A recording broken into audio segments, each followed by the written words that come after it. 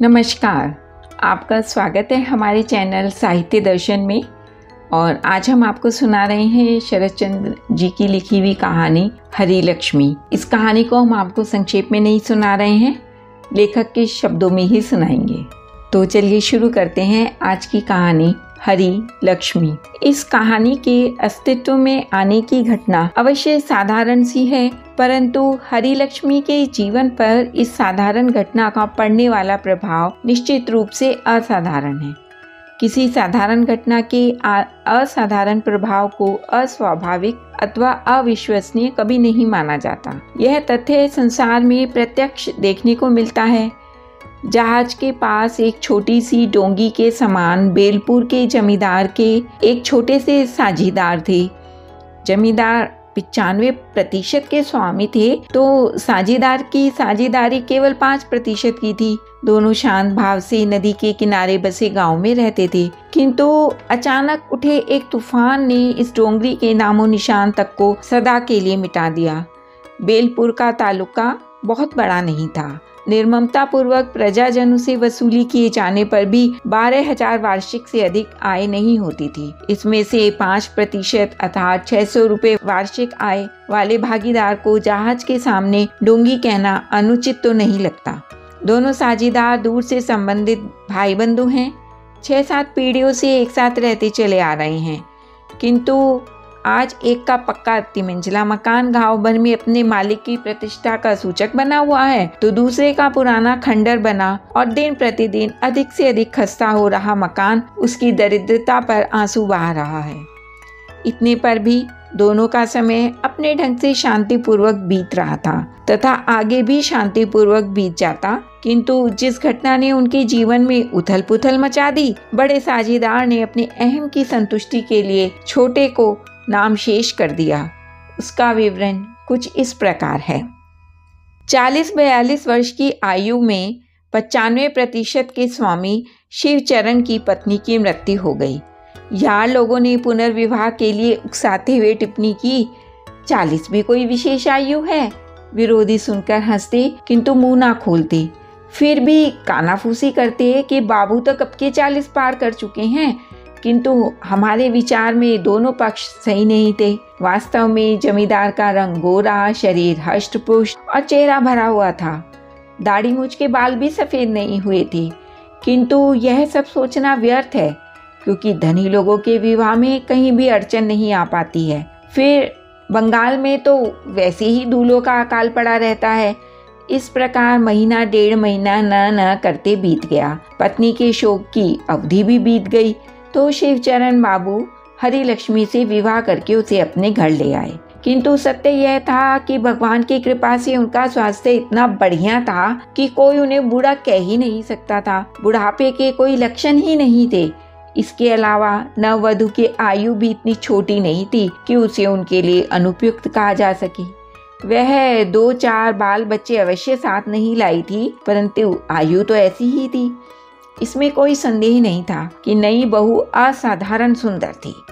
साधारण रूप से बंगाल में बड़ी आयु में विवाह करने वाली लड़कियों से भी लक्ष्मी की आयु कुछ अधिक बड़ी थी। शायद इसका कारण यह था कि उसके पिता सुधारक थे और उन्होंने लड़की को मैट्रिक पास कराना आवश्यक समझा था। उनकी इच्छा तो लड़की को उच्च शिक्षा दिलाना और आत्मनिर्भर बनाना था, किंतु व्यापार में आए घाटे के कारण उन्हें एक विदुर को अपनी कन्या सौंपने के लिए विवश होना पड़ा।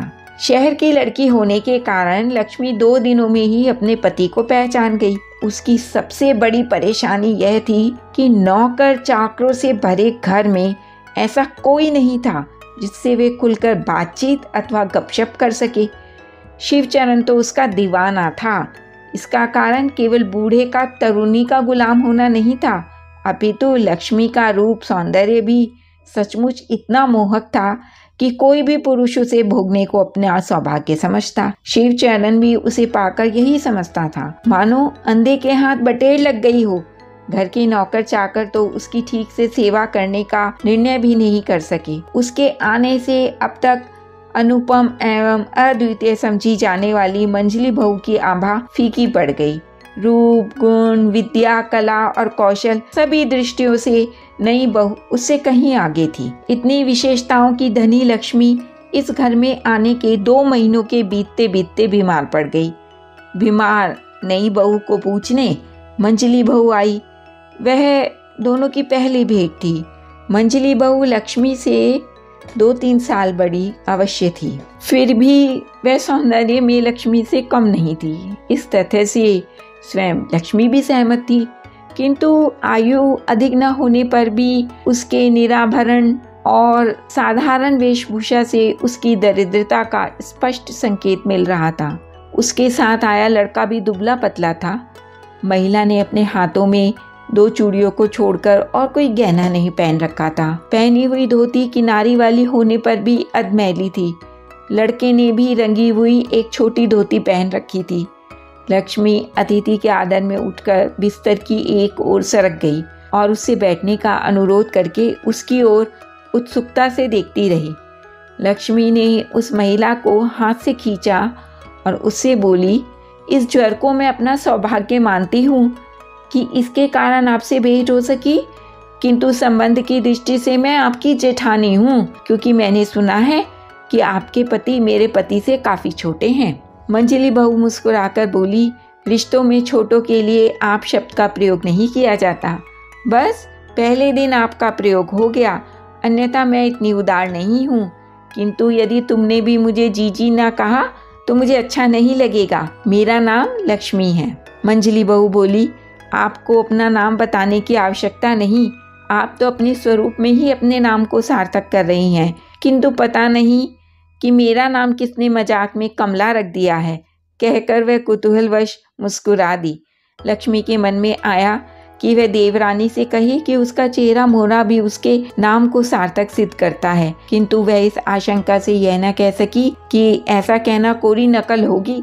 वह बोली, हम दोनों के नाम का अर्थ एक ही है। हाँ, एक बात और है, जिस प्रकार मैं तुम्हारे प्रति तुम शब्द का प्रयोग करती हूँ, उसी प्रकार क्या तुम भी मुझे तुम शब्द से संबोधित नहीं कर सकती?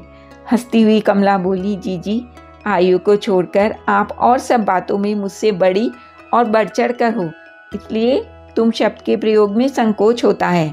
2-4 दिन बीतने दीजिए, हिलमिल जाने पर तुम के प्रयोग का भी अभ्यास हो जाएगा। हरी लक्ष्मी सहसा प्रत्युत्तर में कुछ कह तो नहीं सकी, किंतु इतना अवश्य समझ गई कि यह महिला इस प्रथम परिचय को घनिष्ठ संबंध का रूप नहीं देना चाहती। उसके कुछ कहने से पहले उठती हुई कमला लक्ष्मी से बोली, जीजी जाने की अनुमति दीजिए, उनके आने का समय हो रहा है। आश्चर्य प्रकट करती हुई लक्ष्मी बोली, वाह, अभी आई हो और अभी चली जाओगी? यह कैसे हो सकता है? मैं आपके हुक्म की अवज्ञा तो नहीं कर सकती। आप कहती हैं तो बैठ जाऊंगी, किंतु आपसे निवेदन है कि उनके आने का समय हो रहा है, इसलिए आज जाने ही दीजिए।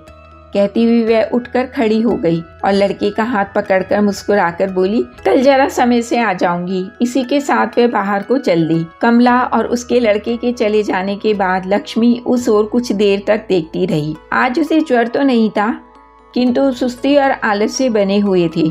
फिर भी कुछ देर के लिए लक्ष्मी यह सब भूल गई थी। उसकी बीमारी में गांव भर की बहू बेटियां आई थी, किंतु उनकी तुलना बगल में रहने वाली इस कमला नाम की स्त्री से नहीं की जा सकती थी। एक तो वे अपने आप आई थी और दूसरे वे जाने का नाम ही नहीं लेती थी। एक बार जिसे बैठने के लिए कहा गया वह तो धरना मारकर जम गई। वे एकदम बकबक करने लगी। ऊट पटांग कहने वाली, मनोविनोद के लिए फुअड़ तथा अश्लील बातों के कहने तक से संकोच न करने वाली निर्लज स्वभाव की महिलाएं थीं। उनके विपरीत यह एक महिला थी जो रुग्णा के पास आई और एक ही क्षण में अपनी विशिष्टता का परिचय दे गई। यद्यपि लक्ष्मी ने कमला से उसके मायके के बारे में कुछ नहीं पूछा था, तो भी उसे अनुमान हो गया था कि वह उसकी तरह कलकत्ता जैसे किसी शहर की लड़की नहीं हो सकती। लक्ष्मी इसे कमला की एक अतिरिक्त विशेषता मानती थी कि गांव की रहने वाली होने पर भी वह सुशिक्षित थी। इतना तो स्पष्ट था कि वह सरस्वर रामायण और महाभारत पढ़ लेने से अधिक पढ़ी लिखी नहीं हो सकती थी। यदि ऐसा न होता, अर्थात यदि वह कहीं अधिक पढ़ी लिखी होती, तो ऐसी गुणवंती लड़की का विपिन जैसे दीन दुखी पुरुष के साथ विवाह न हुआ होता। लड़की ने ना तो किसी स्कूल में नियमित शिक्षा प्राप्त की होगी और ना ही उसके लिए ट्यूशन रखने की उसके पिता की हैसियत रही होगी। अन्यथा ऐसी गोरी श्यामली रूप गुण शिक्षा संस्कार और अवस्था आदि में कहीं भी विपिन तो उसके पासंग में नहीं ठहरता। एक बात में तो लक्ष्मी ने अपने को भी कमला से हीन समझा, वह था उसका कंठ स्वर। बोलती थी तो संगीत की मादकता और मधु की मधुरता टपकती थी। बात करने का तरीका और सलीका भी कमाल का था। एक एक शब्द ऐसा सदा हुआ था मानो घर में पूर्वाभ्यास करके चली हो। इन सब से भी बढ़कर लक्ष्मी के लिए कमला के चरित्र की आकर्षक विशेषता थी उसका एक दूरी को बनाए रखना। वह भली प्रकार जानती थी कि दोनों की आर्थिक स्थिति में भारी अंतर है। वह इस तथ्य से परिचित ही नहीं अपितु इसे हृदय से स्वीकार भी करती है। यह बात भी वह अपने व्यवहार से सूचित कर गई। कमाल की बात तो यह थी कि उसे गरीबी का जरा भी मलाल नहीं था। इस आधार पर लक्ष्मी का मानना था कि कमला गरीब भले हो किंतु कंगाल कदापि नहीं। रात्रि में जब शिवचरण अपनी पत्नी लक्ष्मी के पास आया तो अन्य बातें कहने सुनने के बाद लक्ष्मी ने अपने स्वामी को बताया कि बगल के मकान में रहने वाली मंजिली बहू से उसकी भेंट हुई है। शिवचरण ने पूछा, क्या विपिन की बहू की बात कर रही हो? हरिलक्ष्मी बोली, मैं तो अपने को सौभाग्यवती समझती हूँ और अपने रोग को भी वरदान समझती हूँ जो इस बहाने उससे भेंट हो गई। किंतु वह कुछ मिनट ही रुकी, काम की बात कहकर जल्दी से लौट गई। शिवचरण बोला, हाँ, बेचारों के घर कोई नौकर चाकर नहीं है। बर्तन मांजने धोने, कपड़े धोने, खाना बनाने जैसे सभी काम इस महिला को ही करने पड़ते हैं। तुम्हारे जैसा आराम गांव में किसी औरत के भाग्य में कहाँ। तुम्हें तो पीने का पानी भी अपने हाथ से नहीं लेना पड़ता। पति की टिप्पणी लक्ष्मी को विशेष प्रिय तो नहीं लगी, किंतु उसने यह सोचकर प्रतिवाद नहीं किया कि पति के कथन का उद्देश्य उसका अपमान करना कदापि नहीं था। वह बोली, सुना है कि मंजिली बहू को बड़ा अहंकार है, इसलिए वे किसी के यहाँ आती जाती नहीं है। अरे भाई, गहनों के नाम पर हाथ में 2 चूड़ियों के सिवा कुछ है ही नहीं, इसलिए कहीं बाहर आने जाने में शर्म लगती होगी। इसमें शर्म की क्या बात है? क्या लोग अपने से मिलने आने वालों के गहनों को देखते हैं? ऐसा दृष्टिकोण तो निंदनीय कहा जाएगा। शिवचरण बोला, मैंने तुम्हें जैसे जड़ाऊ गहने दिए हैं 10 गाँवों में किसी बड़े से बड़ी धनी ना कभी देखे होंगे। विपिन तो 2 चूड़ियों के सिवा अपनी पत्नी को आज तक कोई गहना दिला ही नहीं सका। रुपए में बड़ी शक्ति है, जूता खाने पर भी लोग रुपए के लालच। व्यथित और लज्जित लक्ष्मी बोली, छी छी, ऐसी बातें करना आपको शोभा नहीं देता। शिवचरण बोला, सत्य बोलने में भला काहे का संकोच? लक्ष्मी आंखें मीच कर पड़ी रही। वह कहती भी तो क्या। वह समझ गई कि ये लोग गरीबों के प्रति अशिष्ट भाषा के प्रयोग को ही स्पष्टवादिता का नाम देते हैं। शिवचरण चुप न रह सका। बोला, विवाह के समय इसने मुझसे 500 रुपए उधार लिए थे, जो ब्याज सहित आज 700 हो गए हैं। यदि उसकी वसूली का तकाजा करूं तो घर बिकने की नौबत आ जाएगी। सोचता हूँ कि किनारे पड़ा है पड़ा रहे, किंतु यदि दासी होने की योग्यता भी न रखने वाली विपिन की बहू मेरी पत्नी के सामने अकड़ दिखाती है तो मुझसे ये सहन नहीं किया जा सकेगा। लक्ष्मी ने करवट बदल ली। रुग्ण महिला को पति के वचनों से गहरी व्यथा का अनुभव हुआ। दूसरे दिन मृदु मधुर स्वर को पहचान कर लक्ष्मी ने आंख खोलकर कमला को जाते देखा तो आवाज लगाकर बोली, मंजली बहू, आंख बचाकर निकली जा रही हो? शर्माती हुई कमला लौटकर बोली, मैंने सोचा कि तुम सो रही हो। हाँ, आज तुम्हारी तबीयत कैसी है? आज काफी ठीक है। हाँ, आज लड़के को अपने साथ क्यों नहीं लाई? अचानक सो गया है। अचानक का मतलब? मैं उसे दिन में सोने की आदत डालना नहीं चाहती। लक्ष्मी ने कहा, सोएगा नहीं तो गर्मी में उधम मचाता फिरेगा। कमला बोली, यही तो करता है, किंतु फिर भी मैं दिन में उसके सोने की अपेक्षा उत्पात करने को कहीं अच्छा समझती हूँ। इसका अर्थ है कि दिन में स्वयं तुम भी नहीं सोती हो? कमला ने इसका उत्तर हाँ में दिया। हरिलक्ष्मी का अनुमान था कि मंजली बहू इस प्रश्न के उत्तर में काम की अधिकता और समय की अल्पता के साथ विश्राम के लिए अवकाश न मिलने का रोना धोना ले बैठेगी। अपने घर के कामों की लंबी चौड़ी सूची पेश करेगी, किंतु उसने ऐसा कुछ भी नहीं किया।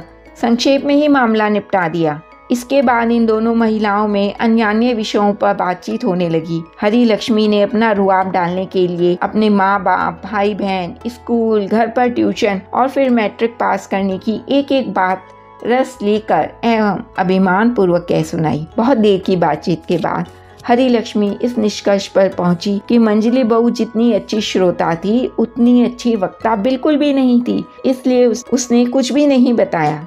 पहले तो लक्ष्मी को अपने बोलते चले जाने पर लज्जा का अनुभव होने लगा, किंतु बाद में सोचने पर उसे लगा कि सामने वाली महिला के पास जब कुछ कहने के लिए है ही नहीं तो वह भला कहे भी तो क्या कहे। कल इस महिला से मिलने पर प्राप्त खिन्नता की आज मानो क्षतिपूर्ति हो गई थी, इसलिए वह आज काफी प्रसन्न थी। सामने की बहुमूल्य दीवार घड़ी के 3 बजाने पर कमला उठ खड़ी हुई और विनम्र स्वर में बोली, जी अब जाने की आज्ञा चाहूंगी। लक्ष्मी ने पूछा, क्या तुम्हारा अवकाश 3 बजे तक रहता है और क्या देवर जी ठीक समय पर आ जाते हैं?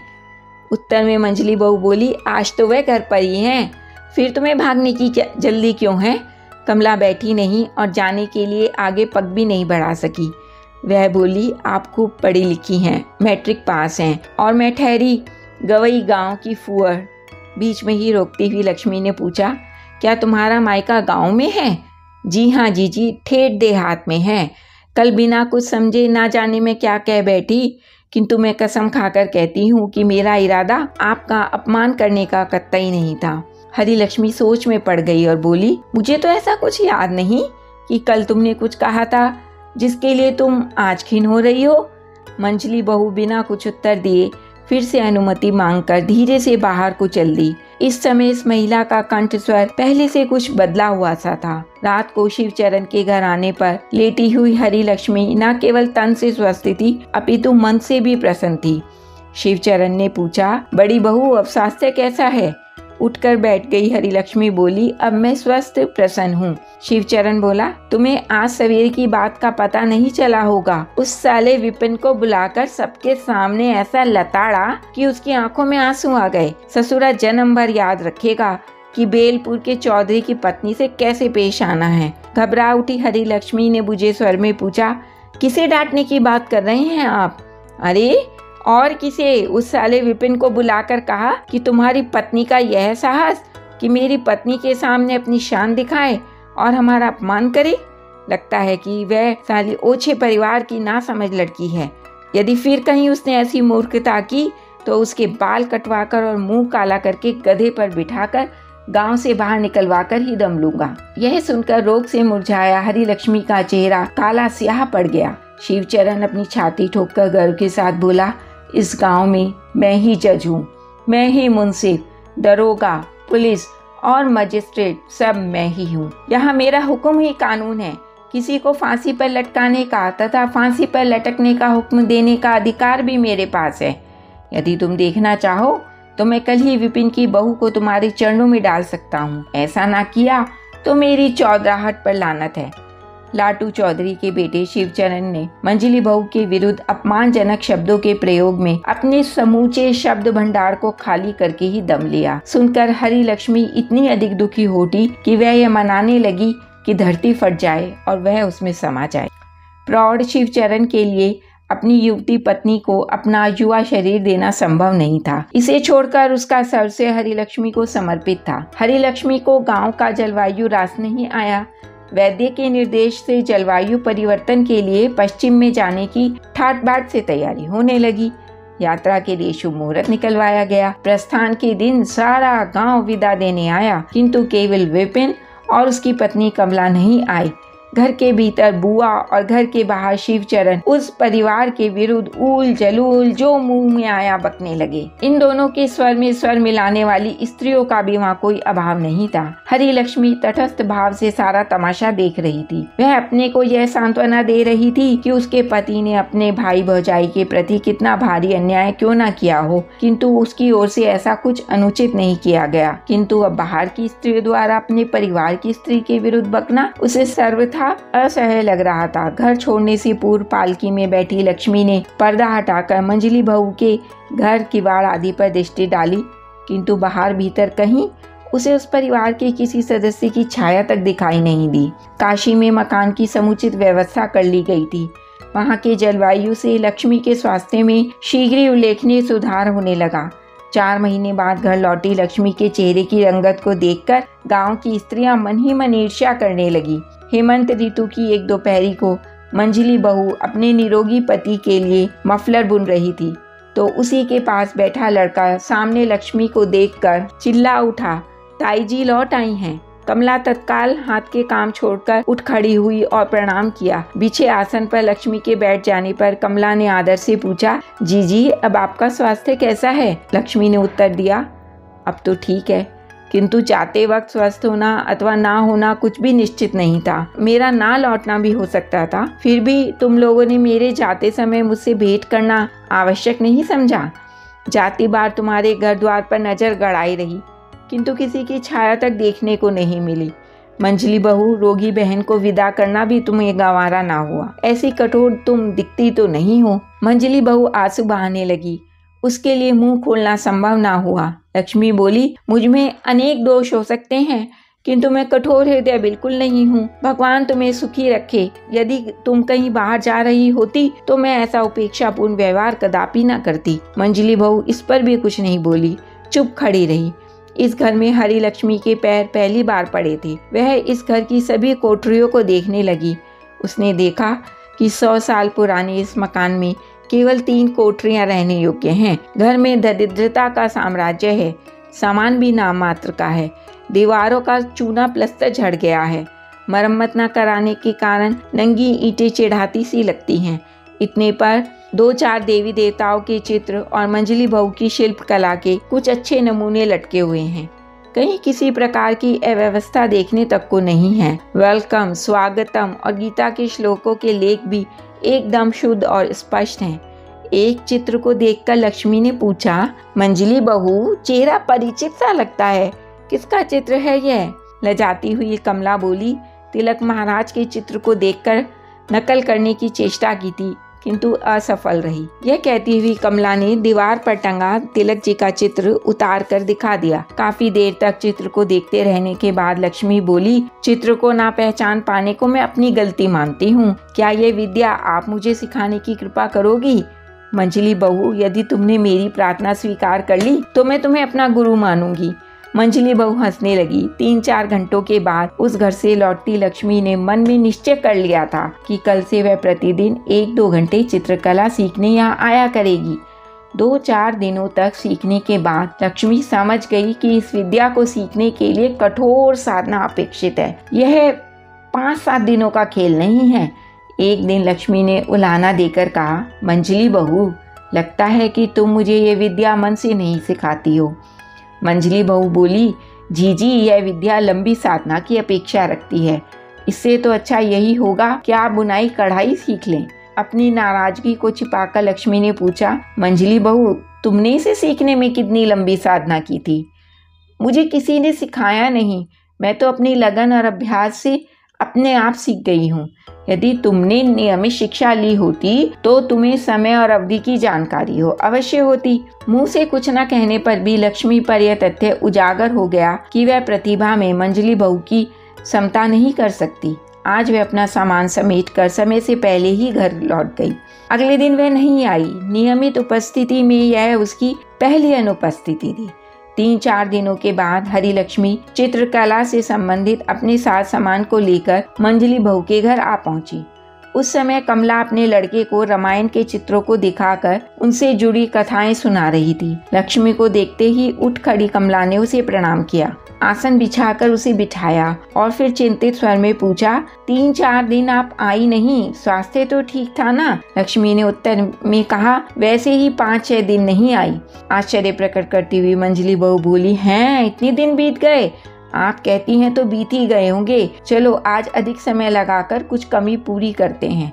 लक्ष्मी ने पहले हुंकार भरी, फिर बोली, मंजली बहू, मुझे क्या हुआ क्या नहीं हुआ तुमने भी इसकी खबर लेने की भी जरूरत नहीं समझी। मंजली बहू बोली, मैं अपना कसूर मानती हूँ। अकेली जान और घर गृहस्थ के 100 काम, कुछ याद नहीं रहा और समय भी नहीं मिला। मंजली बहू की विनम्रता और विवशता की स्वीकृति से लक्ष्मी प्रसन्न हो उठी। वस्तुतः अपने थोते अहंकार के कारण ही वह इधर नहीं आई, जबकि जाने के लिए प्रतिदिन अकुलाती रही है। लक्ष्मी एकदम अकेली है, घर में ही नहीं अपितु पूरे गांव में। मंजली बहू को छोड़कर ऐसी कोई दूसरी स्त्री नहीं जिससे वह एक घड़ी बातचीत कर सके। चित्रों को देखने में मग्न लड़के को आवाज़ देकर लक्ष्मी ने कहा, निखिल बेटे जरा मेरे पास आना। लड़के के आने पर लक्ष्मी ने अपने बक्से से सोने की पतली सी चेन निकालकर उसके गले में डाल दी और बोली, जाओ बेटा खेलो कूदो। कमला गंभीर स्वर में बोली, जीजी ये आपने क्या किया? हंसती हुई लक्ष्मी बोली, अरे बच्चे तो साझा होते हैं। कमला ने कहा, क्या आप समझती हैं कि आप देंगी और लड़का ले लेगा? क्या तुम्हारे बच्चे को एक चेन देने का अधिकार भी मुझे नहीं है? मैं यह सब नहीं जानती, किंतु मैं अपने बेटे को आपसे चेन लेने की अनुमति नहीं दे सकती। फिर वह बच्चे से बोली, निखिल चेन उतारकर ताई जी को लौटा। लक्ष्मी की ओर उन्मुख होकर मंजली बहू बोली, जीजी हम गरीब अवश्य हैं किंतु भिखारी नहीं हैं। किसी का कुछ देखकर मुंह मारना हमारे स्वभाव में नहीं है। लक्ष्मी अपने को अपमानित अनुभव करती हुई सोचने लगी, अच्छा होता कि धरती फट जाती और मैं उसमें समा जाती। जाते समय लक्ष्मी ने कहा, मैं इसकी चर्चा अपने पति से अवश्य करूंगी। मैं उनकी बहुत सारी बातें सुनती रहती हूँ, मेरी एक बात वह सुन लेंगे तो आकाश नहीं गिर पड़ेगा। कमला ने कहा, ठीक है आजमा कर देखना पड़ेगा। थोड़ी देर बाद लक्ष्मी फिर बोली, मंजली बहू इस प्रकार मेरा अपमान करना तुम्हें शोभा नहीं देता। यदि मैं चाहूँ तो तुम्हें इसका दंड स्वयं मैं भी दे सकती हूँ। मंजली बहू बोली, आप बेकार में नाराज हो रही हैं, अन्यथा मैंने ना तो आपका अपमान किया है और ना ही मेरा ऐसा कोई इरादा है। किंतु यदि आप समझ सकती तो समझ जाती कि मैंने आपको अपने पति का अपमान करने से बचा लिया है। मुझे अच्छा नहीं लगता इसलिए मैं अधिक नहीं बोलती। इसके बाद लक्ष्मी उठकर चलने को तैयार हो गई। जाने से पहले वह बोली, मैं इस चेन के मूल्य के बारे में तो कुछ नहीं कहती, किंतु फिर भी यह अवश्य कहूंगी कि मैंने प्यार से बालक के गले में डाली थी, ना कि इस इरादे से कि इससे तुम्हारे पति का आर्थिक संकट दूर हो जाएगा। धनी लोगों द्वारा गरीबों की सहायता का अर्थ उनका अपमान करना तो नहीं होता। पता नहीं तुम्हें ऐसी सीख किसने दी है। क्या अमीर लोग प्यार करना नहीं जानते? क्या उनमें मानवता नहीं होती? मैंने अपने पति से बात की तो तुम्हें हाथ जोड़ने और मेरे पैर पड़ने पर भी शायद क्षमा नहीं मिल सकेगी। मंजली बहू हंसकर बोली, जीजी आप मेरी चिंता मत कीजिए, अपने दिल का गुबार निकालकर अपने को हल्का कर लीजिए। बाढ़ के पानी से बांध के टूटने का एक बार आरंभ हो जाने पर किसी को शायद यह अनुमान नहीं होता कि पानी का तीव्र प्रवाह इतने थोड़े समय में इतना भयंकर उपद्रव कर सकता है। हरी लक्ष्मी द्वारा पति से की गई शिकायत की भी यही स्थिति थी। कमला और विपिन के विरुद्ध अपनी शिकायतों की चर्चा समाप्त करने पर परिणाम की कल्पना से लक्ष्मी स्वयं ही कांप उठी। लक्ष्मी कभी मिथ्या भाषण नहीं करती, करना भी चाहे तो भी अपनी शिक्षा दीक्षा तथा आचार परंपरा के कारण ऐसा नहीं कर सकती। परंतु आज क्रोध के आवेश में पति से देवरानी के विरुद्ध शिकायत करते समय उसने काफी कुछ बड़ा चढ़ाकर कहा था। इस विषय में उसका मानना था कि पति से अपेक्षित कराए जाने की दृष्टि से उसके लिए थोड़ा बहुत नमक मसाला लगाना आवश्यक था। हाँ, एक बात का उसे अवश्य दुख था कि वह अपने पति के स्वभाव से ठीक से परिचित नहीं थी। शिवचरण केवल निष्ठुर व्यक्ति ही नहीं था, अपितु प्रतिशोध लेने में भी अत्यंत कठोर एवं निर्मम था। उसकी प्रतिहिंसा विरोधी को मिलने वाले कष्ट की सीमा को जानती ही नहीं है। शिवचरण ने तत्काल फूंफा नहीं दिखाई। वह गंभीर स्वर में बोला, 5-6 महीनों में ही उन्हें अपनी करनी का फल भुगतना पड़ेगा। विश्वास रखो, साल नहीं बीतने दूंगा। लक्ष्मी के दिल में अपमान और प्रतिशोध की ज्वाला धधक रही थी। वह देवरानी को उसके अनुचित व्यवहार का पाठ पढ़ाना तो चाहती थी, परंतु शिवचरण द्वारा प्रकट की गई प्रतिक्रिया से वह अत्यधिक चिंतित एवं व्यथित हो उठी। उसे अपनी ओर से किसी भारी गलती के हो जाने का दुख घेरने लगा। कुछ दिन बीतने पर हरी लक्ष्मी ने मुस्कुराते हुए पूछा, क्या आप लोगों ने उनके विरुद्ध कुछ किया भी है या नहीं? शिवचरण के किन लोगों के बारे में पूछने पर लक्ष्मी ने कहा, विपिन और मंजली बहू के बारे में। खिन्न स्वर में शिवचरण बोला, मेरे जैसा साधारण व्यक्ति किसी का भला क्या बना बिगाड़ सकता है? आप कहना क्या चाहते हैं? शिवचरण बोला, मंजली बहू सबसे बोलती फिरती है कि इस देश में राज्य तो फिरंगियों का है, जेठ जी का राज्य थोड़े है। अप्रसन्न हुई लक्ष्मी बोली, उसकी यह हिम्मत, इसमें हिम्मत की क्या बात है? लक्ष्मी ने कहा, मैं नहीं मानती कि मंजली बहू ने ऐसा कुछ कहा है। ऐसा कहना उसके स्वभाव में ही नहीं है। वह काफी समझदार है। मेरे विचार में किसी ने उसका नाम लेकर झूठ मूठ आपके कान भर दिए हैं। शिवचरण बोला, पता नहीं तुम्हें विश्वास क्यों नहीं आ रहा है, जबकि मैंने अपने कानों से उसे ऐसा कहते हुए सुना है। विश्वास न होने पर भी पति का मन रखने के लिए क्रोध दिखाती हुई लक्ष्मी बोली, ऐसी मूर्खता और इतना अहंकार! मुझे तो जो कहा सो कहा, आपके सामने ऐसी दुष्टता! आपका तो उसे लिहाज करना चाहिए था। हिंदुओं के घरों में प्राय यही प्रचलन है। फिर तुम्हारी देवरानी तो सुशिक्षित विदुषी है, किंतु मैं अपने अपमान का बदला लेकर ही चैन की सांस लेता हूँ। एक काम से बाहर जा रहा हूँ। कहता हुआ शिवचरण बाहर चला गया। शिवचरण के सामने अपनी बात रखने का लक्ष्मी को समय ही नहीं मिला, इसलिए वह अत्यधिक परेशान हो उठी। बाहर जाकर शिवचरण ने विपिन को बुलाकर डांटते हुए कहा, मैं तुम्हें 5-7 वर्षों से अपने पशुओं को यहाँ से हटाने को कहता आ रहा हूँ, किंतु तुम्हारे कानों पर जूं तक नहीं रेंगती। तुमने मेरा जीना हराम कर रखा है। आश्चर्य प्रकट करता हुआ विपिन बोला, मैं तो पहली बार आपसे यह सुन रहा हूँ। इससे पहले मैंने यह बात तुमसे अधिक नहीं तो 10 बार अवश्य कही होगी। तुम्हें कुछ भी स्मरण नहीं, यह मैं नहीं मानता। और यह भी तुम्हें बताना चाहता हूँ कि मेरे जैसे जमींदार के सुने को अनसुना करने का परिणाम सुखद नहीं होता। फिर तुम्हें यह भी तो सोचना चाहिए कि दूसरों के स्थान पर इतने दिनों तक अपने पशुओं को बांधने का अर्थ उस स्थान को अपने अधिकार में करने की चेष्टा ही कही जाएगी। अब इसे अंतिम चेतावनी समझो और आजकल में अपना तामझाम समेटकर इस स्थान को खाली कर दो। विपिन को झगड़ा फसाद करने की आदत नहीं है। वह अपने पिता के समय से ही अपने पशु यहाँ बांधता आया है, इसलिए वह इस स्थान को अपनी संपत्ति ही मानता है। शिवचरण के वचन का प्रतिवाद किए बगैर ही विपिन चुपचाप अपने घर को चला आया। घर में आकर विपिन ने शिवचरण के आदेश से अपनी पत्नी को परिचित कराया तो कमला बोली, न्यायालय का द्वार खटखटाओ, जेठ जी ही तो इस देश के राजा नहीं हैं। विपिन भली प्रकार जानता था कि अंग्रेजी राज्य में सबको न्याय मिलने की कितनी डुगडुगी क्यों ना पीटी जाए, किंतु सत्य यही है कि गरीब के लिए कहीं कोई स्थान नहीं। भैंस उसी की होती है जिसके हाथ में लाठी होती है। दूसरे दिन शिवचरण के नौकरों ने टूटी फूटी पुरानी गौशाला को तोड़कर बड़े बाड़े में मिला लिया। विपिन ने शिवचरण के इस अन्याय के विरुद्ध थाने में रिपोर्ट दर्ज कराई, किंतु जमींदार की नई दीवार बनकर तैयार हो गई। पुलिस ने उसके विरुद्ध कोई कार्रवाई नहीं की। विपिन की पत्नी ने अपने हाथ की चूड़ियां बेचकर प्राप्त धनराशि से अदालत में मुकदमा दायर किया। यहाँ भी उसे मुंह की खानी पड़ी। सोने की चूड़ियों को गंवाने का दुख और जुड़ गया। विपिन की दूर की बुआ ने विपिन और कमला की भलाई को ध्यान में रखते हुए उन्हें सलाह दी कि मंजली बहू को अपनी जिठानी के पास जाकर अपनी गलती के लिए क्षमा मांग लेनी चाहिए। इस प्रकार दोनों भाइयों में फिर से सद्भाव बन जाएगा। किंतु कमला को यह सुझाव पसंद न आया।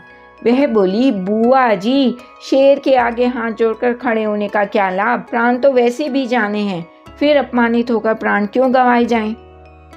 हरिलक्ष्मी ने भी यह सब सुना, किंतु उसने अपनी कोई प्रतिक्रिया प्रकट नहीं की। जलवायु परिवर्तन के लिए काशी गई लक्ष्मी जब से लौटी है, एक दिन के लिए भी पूर्ण स्वस्थ नहीं रही। मंजली बहू से मनमुटाव के 1 महीने बाद उसने फिर से चारपाई पकड़ ली। कुछ दिनों तक गांव के वैद्यों का इलाज होता रहा, किंतु उससे कोई लाभ नहीं हुआ, तो डॉक्टर की सलाह से दोबारा जलवायु परिवर्तन के लिए बाहर जाने की तैयारी की जाने लगी। अनेक कार्यों में व्यस्त होने से शिवचरण पत्नी के साथ न जा सका।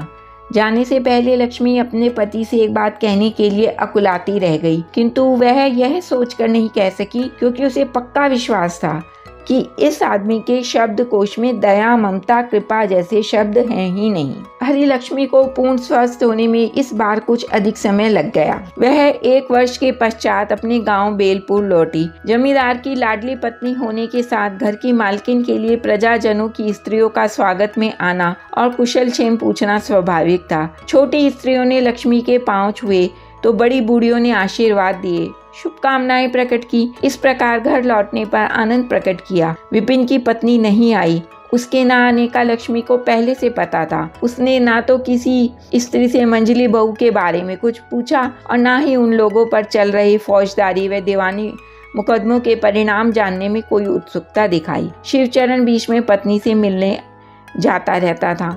लक्ष्मी उससे इन लोगों के बारे में जानने को उत्सुक रहती थी, किंतु फिर भी उसने कभी अपना मुंह नहीं खोला था। कारण स्पष्ट था, लक्ष्मी को पूरा विश्वास था कि उसके पति ने अब तक इन लोगों को पूरी तरह से बर्बाद कर ही दिया होगा। उनके दुख कष्ट के लिए स्वयं को उत्तरदायी मानने वाली लक्ष्मी यह दिखाना चाहती थी मानो वह विपिन में कमला आदि को भूल चुकी है। इस प्रकार की तुच्छ बातों पर ध्यान देने का ना उसका स्वभाव है और ना ही उसके पास समय है। इधर शिवचरण ने भी उनके संबंध में कोई जानकारी देना आवश्यक नहीं समझा। उसने सोचा कि घर लौटने पर लक्ष्मी को अपने आप सब कुछ मालूम हो जाएगा।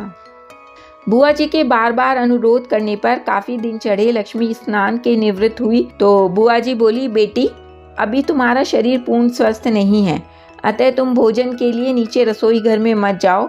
मैं ब्राह्मणी को तुम्हारे लिए यही थाली लाने को कहती हूँ। हट करती हुई लक्ष्मी बोली, अब मैं पूर्ण स्वस्थ हूँ, मैं नीचे जाकर ही खा लूंगी, ऊपर लाने की कोई आवश्यकता नहीं।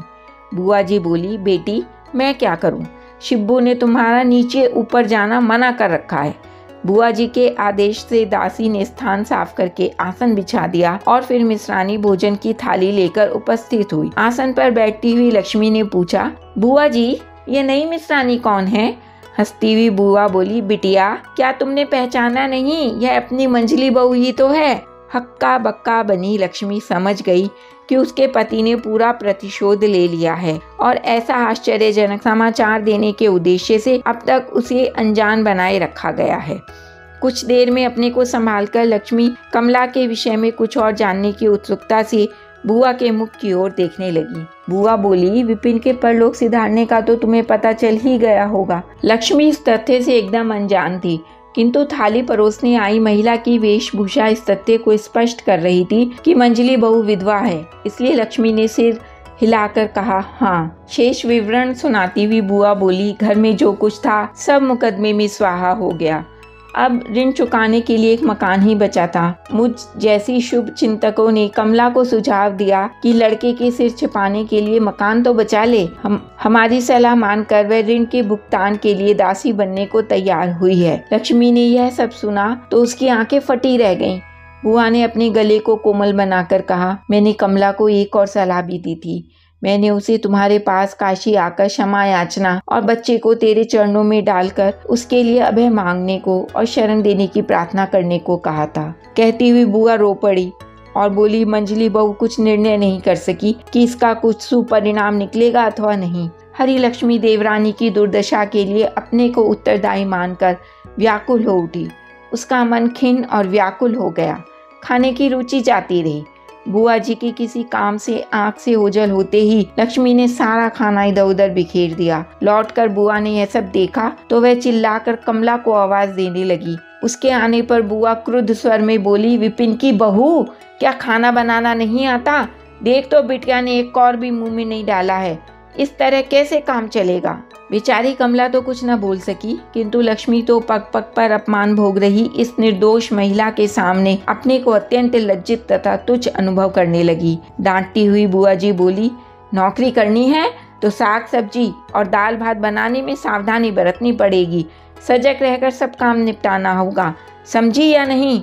रुंधे स्वर में विपिन की पत्नी बोली, बुआ जी अपनी ओर से तो पूर्ण सजग रहती हूँ, सब काम ठीक ढंग से करती हूँ, समझ नहीं आता कि कहाँ गड़बड़ हो जाती है। लक्ष्मी ने कहा, बुआ जी खाने में कोई दोष नहीं है, मेरा मन ही स्थिर नहीं है, इसलिए मुझसे खाया नहीं जा रहा। उस बेचारी पर क्यों बेकार बरस रही हो? मुंह हाथ धोकर अपने कमरे में पहुंची लक्ष्मी का अकेले में दम घुटने लगा। वह सोचने लगी कि विपिन की बहू के लिए भले ही इस घर में नौकरी करना चल सके, किंतु उसके लिए गृहिणी पद पर प्रतिष्ठित रहना कैसे संभव है? विपिन की बहू अपनी दुर्दशा के लिए अपने पूर्व जन्मों के कर्मों को उत्तरदायी मान सकती है, किंतु मैंने तो अपने दुर्भाग्य को स्वयं आमंत्रित किया है। मैं किस प्रकार शांति से यह सब सहन कर सकती हूँ?